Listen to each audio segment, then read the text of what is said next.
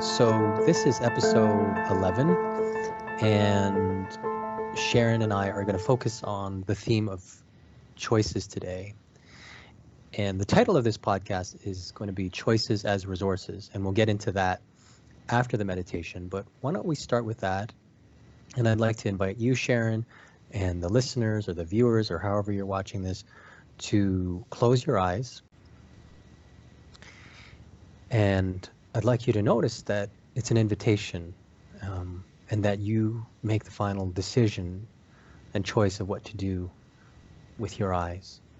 Maybe you don't, at this moment, want to close your eyes, but gently gaze at some object around you that can act as an anchor for you. So being aware of what's happening on the inside and maybe connecting with a breath to ground yourself, and just allowing yourself to focus on whatever's happening inside your body at this moment.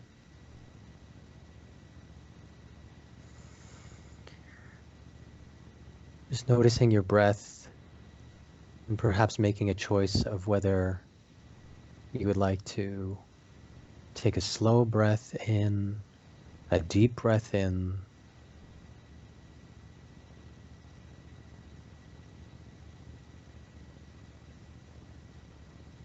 and gently exhaling.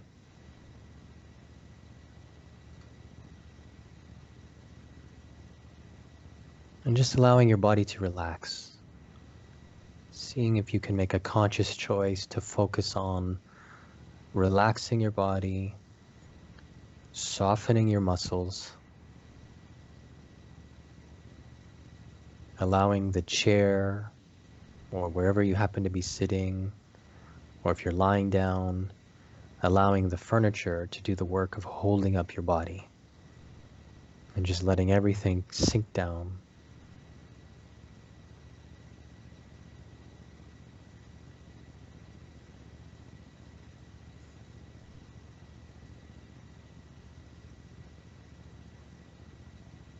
And just recognizing that the act of relaxing can be a strength for you. It can be strengthening your body to take a moment to gather yourself, to gather strength, to be able to look and look at what's going on inside of your experience. But for now, just connecting to the core of you, that which is called by your name, without any specific agenda or goal.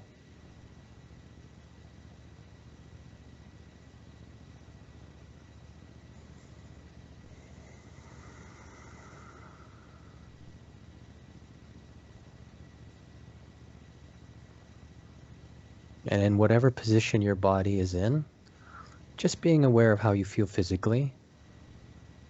And again, making a choice if you need to move or wiggle or do something to feel even more comfortable and even more relaxed.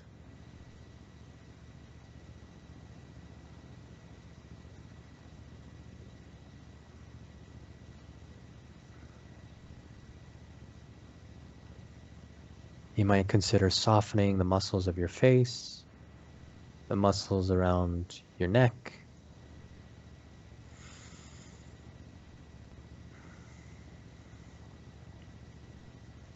and you can always use your breath, a deep inhalation in and an exhalation out, to let go of any tension.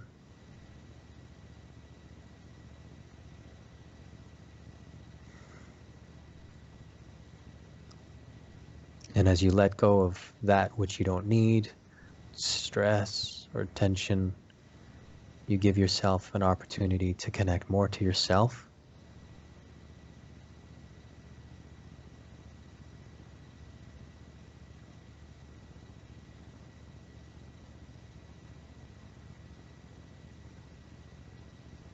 And I'd just like to give you a simple message that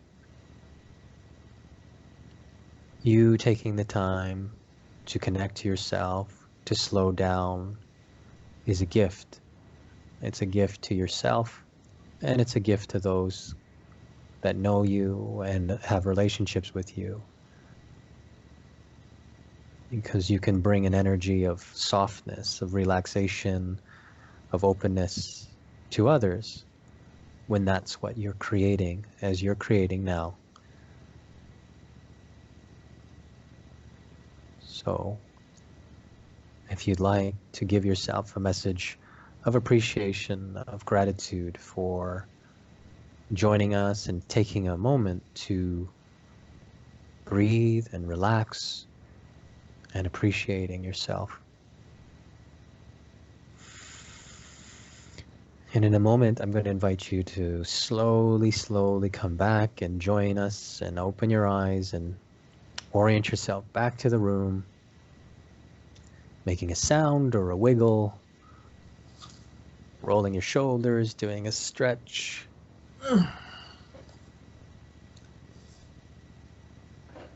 And we'll get started. So, Sharon, how are you feeling? Oh, God, that was fantastic. Thank you. I needed that. Oh, I needed Good. that. Mm-hmm. Yeah. So there's on the theme of choices, there's a lot of ground that we could cover. Something that you were talking to me about before we got started was some of the tragedies that are happening in the United States, in your home country. I'm in Canada. And it will be, I think, a challenge to see how we can integrate that. But I think the theme of choice, at least as one aspect of Mm-hmm. what's going on in these kinds of tragedies and these kinds of situations, might be important, especially I think in terms of how people cope with it, Yes. as uh, however close or far you are to the situation, trying to make sense of the tragedies that are happening, is going to be important, and that always involves what choices am I making with what I do with my feelings, with my Mm-hmm. perceptions, Yes. with how I connect or not connect with other people. So, Yes. Sharon, I'm wondering if you could just, for those that aren't aware of what's going on and live under a rock like me, if you could just summarize what's going on and your own thoughts about it.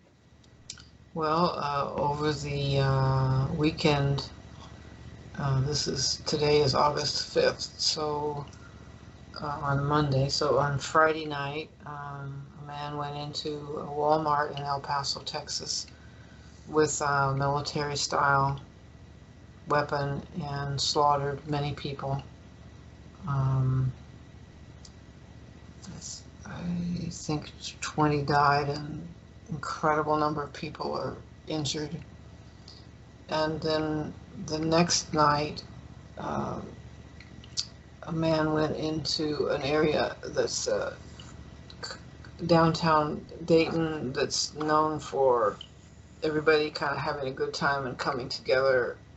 It's a nice district as I understand it, and a lot of fun things go on there, so people are drawn to it.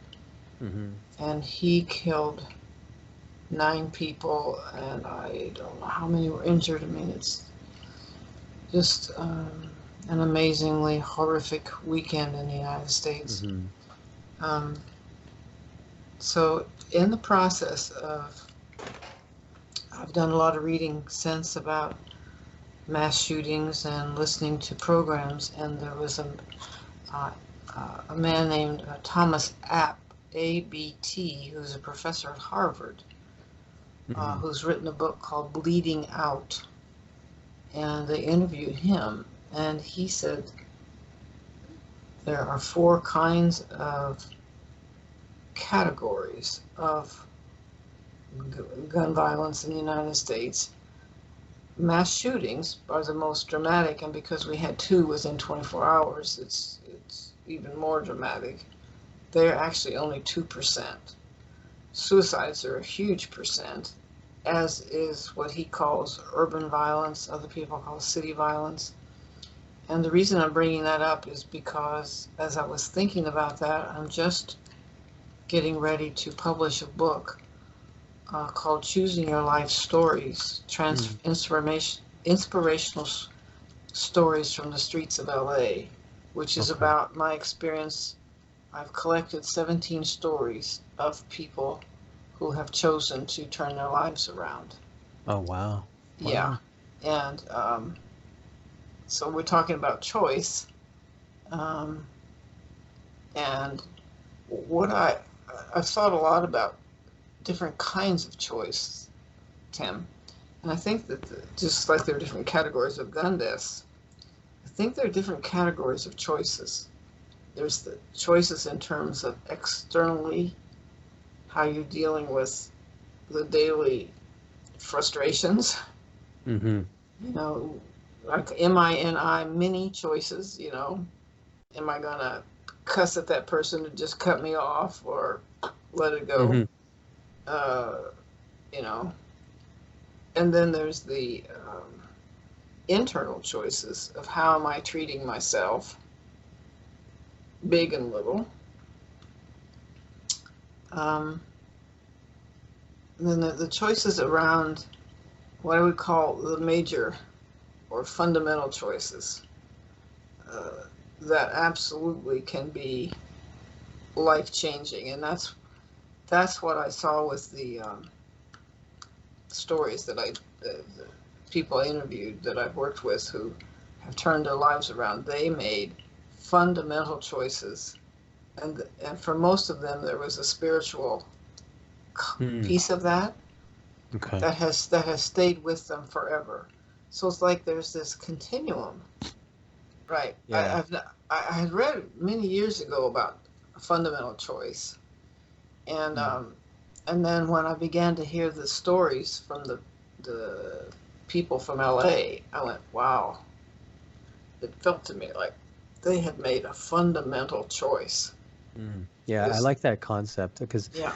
as it relates to something as uh, human beings being narrative beings, and that stories are so powerful Hmm. to what drives us. It's part of our meaning making, uh, languaging centers of our being, and we're in the midst of our story, and we're trying to make sense of the events that are happening in our lives, outside of our lives, around us. But the fundamental choice and the things that tap into, let's say, the spiritual or the existential realm of, uh, is life good? Is life worth living? What is the nature of people? And trying to get, and I think those have to do with fundamental beliefs about the world and about ourselves and other people in it. And are those beliefs enabling or empowering us to live in a life affirming way? Is it allowing us to express and manifest and to interact with others in a way where things grow rather than things becoming destructive? Hmm. And um, what, maybe something to add to this idea, like rather than, I think it's something to parse out or to figure out whether you can create a model of different choices.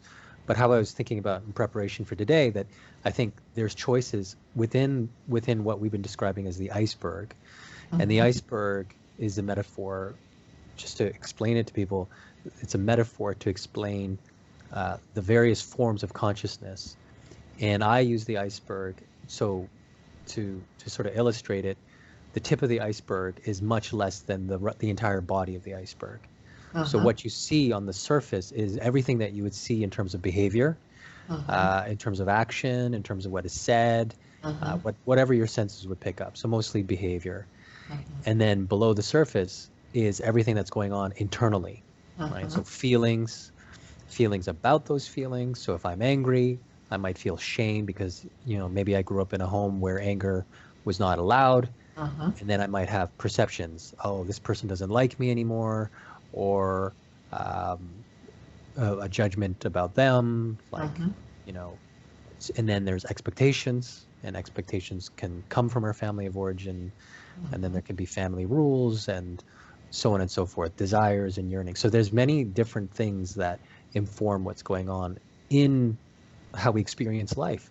And Hmm. so having these different categories within the iceberg, when you look at those different elements, then you could look at choice as a resource is your ability to choose how you're going to cope, or how you're going to perceive things, or what choices you will make around expectations, right? So Mm. whatever. And in my work with people, some people, they're experiencing life mostly from the level of emotion or from feeling. Mhm. And so choices that can empower them around what are you going to do with your feelings, the reactive feelings you have, the attitude you have towards those feelings. Thinking about choice can empower and open up transformation around that aspect Mhm. of their experience. So for someone else who may be more cognitive and maybe more rational in their thinking, choices around the story, their perceptions, their expectations, maybe the beginning place, before they get deeper into experiencing something else. Mhm. But I think choice is at the level of what what is the form of consciousness that's bubbling up, right? Mhm. So from one person to the other, based on their experiences, based on their temperament, it may be something different, but you could bring the idea of making empowered choices to anything. Yes. And one of the things that I was also thinking about is the idea that, you know, being able to make choices is a resource that, but you are not your choices. So it's the idea of not identifying with a particular choice, because one choice shouldn't define you, right? The Mhm. choices that you make are the best choices that you can make at a moment in time. But the fact that you have the capacity to make choices is a resource inside of you and is a part of you. Mhm. So thinking about it that way, it's I think it helps free me up to make mistakes. So I'm Mhm. taking the best information of what I have to make a choice, but it's so important to make a decision to say, this is where I'm going. This is what I'm going to do. This is what my will is saying that I really need to do. Mhm. And then, but the outcome beyond that is then when I'm engaged in the unknown, and I don't have to have everything figured out. But anyway, so that's thinking about forms of consciousness, the iceberg as a metaphor for Mhm. that, and then Mhm. integrating that with choice. Okay, I have choices about all aspects of my experience. Mhm. And I think that all the power of choice around perception is really, really important. Hmm. That, that we can choose to question our perception. That we Mm. all every one of us assumes that whatever I'm perceiving is accurate. Yeah. And the fact that it's my own database, all my years and experience and conclusions and expectations, all of that, it's like putting on my glasses. Yeah. And so I've been particularly struck with that and thinking about all this reading I've been trying to do on gun violence because they talk so much about what they call my side bias. You know, that the perception, the facts don't matter. The, the perception is, no, this is my tribe over here. And so whatever you're trying to convince me of, my perception says, no, I'm not taking that in. Facts don't matter. Can you give me an Or example of that to make that more um, concrete? somebody says that they are have a strong value in honesty, and they voted for Trump, and they will say, "Well, it doesn't matter to me if he's dishonest. I, it just doesn't matter because he's in my tribe." Okay. So Okay. the identification with the group means that they'll overlook something, that Yes. they'll, okay. Yeah. And it's I think the more polarized we become, the more this is becoming an issue. Is that you can say, well, let's look at the facts, and you can make choices in your life, and that that's or the gun violence issue. Let's look at the fact that we have a horrific epidemic going on in the United States, But if you are afraid that that means to you, your perception says that means somebody's going to come and take away my control of my guns and I'm not going to be safe, you are going to be um, unwilling to bring in anything else into your perception. So this is I was on a call yesterday with a group of people who are interested in Satir works, and one of them pointed out an article this in the New Yorker magazine called "Why Facts Don't Change Our Minds," and what she was saying, what the article was talking about, is that what I would say is we get into parts, we get into defensive parts, Mm-hmm. and if we're going to help each other choose how to live differently for the betterment of the world, we've got to come back up into the self and choose to say, okay, I'm open. I want to hear where you're coming from. I want to try to help understand how you came to that. Mm. I want to help you try to understand how I came to that. Because the conclusion of this author is it's only if we can get to a place of process with each other that we are going to be able to talk to each other. Can you say that again? Only if we can come to a place of process.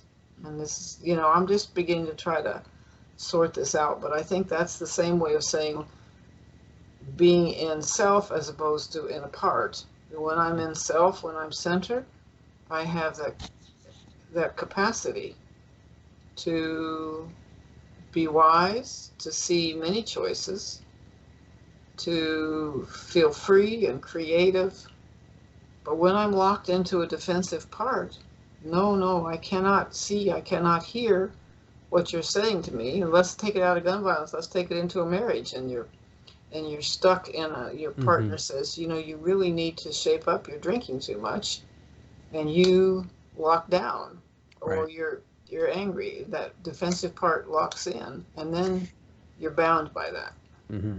I just want to add something to what you're saying. You've made a differentiation between self and parts, and so my way of thinking about it, and I'd want your clarification, is there's your higher self, there's your whole self, that which incorporates all the parts of you, your emotions, your thinking, your spirit, if you're inclined, all the various parts of you. And then there's the defensive parts of you, which literally could be the instinctual parts of your brain that are fight, flight, and freeze, the emotional parts of your brain that can take over and get into sort of an automatic reaction. And when you're talking about process, it's the ability to engage your whole self rather than being in a limited, let's say, fear-based part that is primarily concerned with survival. And I think for us to be able to have a conversation like that, that incorporates, that allows for the whole self to be there, a sense of safety and a sense of openness is important to be able to say truly what's going on in each person. Yeah, and I think that can be difficult because if we're locked into a specific pattern of perception, right, which could be ideology as well, Yes. then I'm not going to be flexible enough to listen. Yes. Because the information outside of my rigid worldview is going to be threatening to that. So right away, that's going to touch my emotional centers and create a wall. Yes. Right? Whether Yes. that wall is psychological or physical, but it's similar in that sense. So, so coming back to choice, what are the choices that would empower people as individuals to move out of that and to engage in a constructive, life-affirming process? Yeah, what would you say? Well, I would like to make it very real and say Yeah. I realize I went into shame and a part, like I'm not addressing what we're talking about today. I'm so wrapped up in the pain of this tragedy that Yeah. I went over, and What was then that? What was that part called, Sharon, for you? What name could you give it? shame. Shame. Yeah. Okay. Yeah, like I'm not doing this. We're supposed to do it today. Okay. So then I made a choice to to listen to you and be open. And when I heard you say whole self, I went, oh, what a beautiful term, Tim, because that says more than I've been able to express with the word self.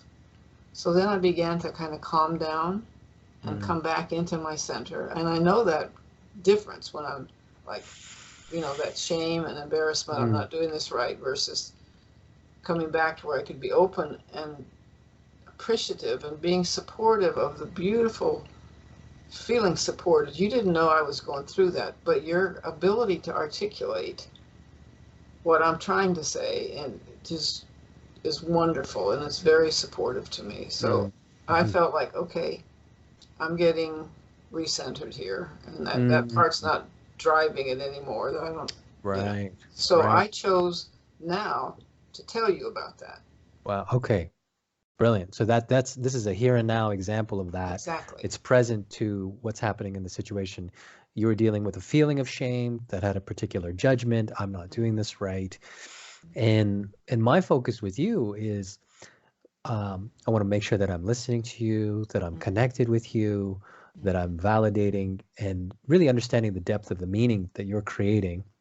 And so I'm going to ask questions and I'm going to be curious with you because fundamentally, regardless of the content of what you're saying, you and I have developed a trust, a working trust, which is a container for our conversation. So you and I have both given each other the freedom to comment on whatever it is that we see and hear and whatever we're feeling. And so all those are choices, and there's choices that are happening in the moment, like, okay, I'm going to choose to express this. But then there's fundamental, I think coming back to the idea of fundamental choice, there's a fundamental choice of this is how I'm going to be with Sharon. With Sharon, someone is that I trust. I'm going to say what I'm experiencing in the moment. I'm going to check out my perceptions with her if I feel like something is off or unfair or unrealistic or something. And then we're going to go from there. And I think that is an illustration of the process of, well, we can bring our whole self. And if we can do that, then we can get to solving some problems. We can sort of get to the bottom of some things. But that requires a lot. I think it requires a lot of certainly vulnerability and risk taking in doing that. But yeah, I appreciate you taking a risk just now and revealing your shame or your part that was judging you. Yeah. Right.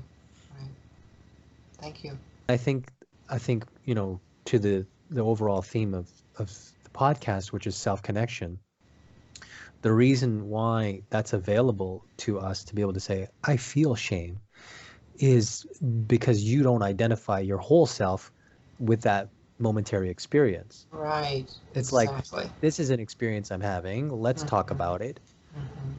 But I think for some people that are really struggling with, let's say, their shame, if they're identified in it and lost in it, then it's going to be much harder for them to express it with anyone else because they're living in the identification of, I am this shame, I am evil, or I am bad, or whatever it is. And so there's a fundamental choice of, I am worthwhile, and I can feel things like shame and guilt and anger and whatever the whole spectrum can be. And I think the grounding in that is really important as we're talking about it. So, and ultimately the feeling of mattering. That I matter.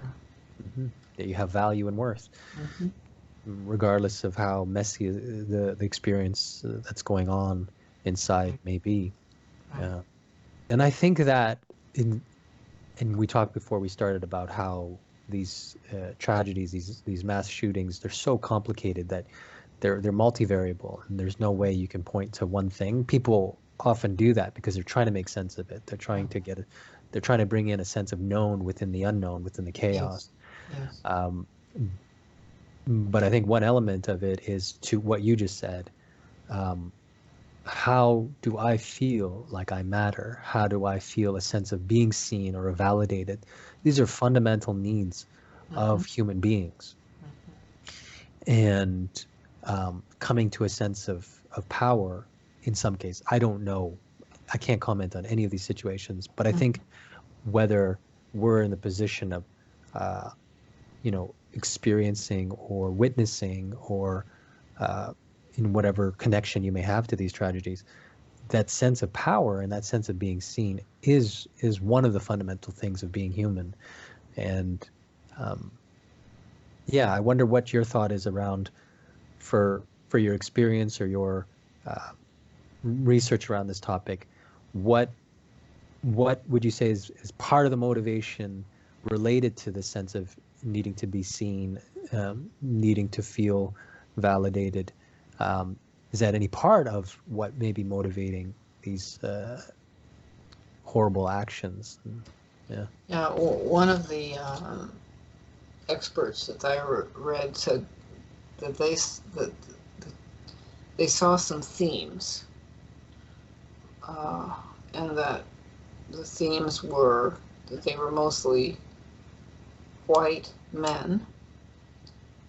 They often had a grievance. Mm-hmm. Um, they often were in some kind of big pain in their family, some kind of pain. One of the reports this morning that they said that the fellow who did the killing in Dayton felt like an outcast. Mm-hmm. Um, and another piece of the theme that they talked about was desiring glory and recognition. Right. So, you know, in some ways, in my mind, it all comes back to not feeling like they matter. You know, whether Mm-hmm. it's a white nationalist who's all the social media is saying, we got to preserve ourselves, we're going to be replaced, we will not be replaced. I mean, they don't feel like they matter, Mm.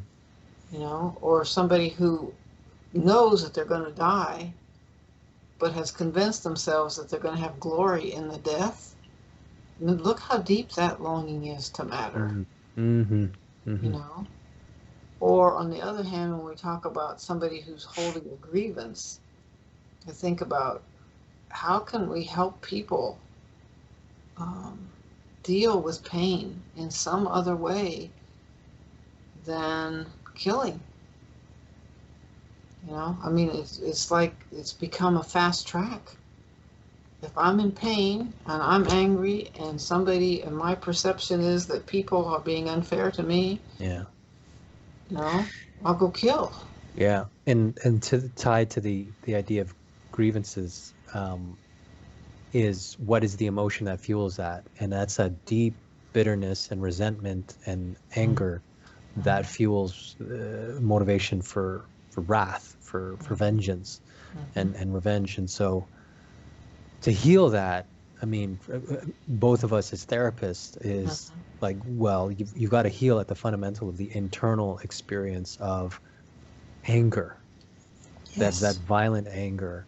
And Yes. so sometimes that violence can be internal to the point of suicide. Okay, Yes. like Yes. I'm so angry Mm-hmm. with myself that I'm depressed, right? Anger Yes. turned inwards is depression, and anger turned outwards is projected. So in terms of the satir language, it would be the blaming stance. So a pointed finger outward, Yes. projecting out, it's all your fault. Yes. And if I could just correct what's going on in the world, then the world would be okay. Yes.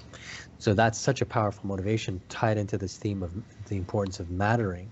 Mm-hmm. If I can have any impact on the world, any kind of control or influence on the world, Mm-hmm. that's really important.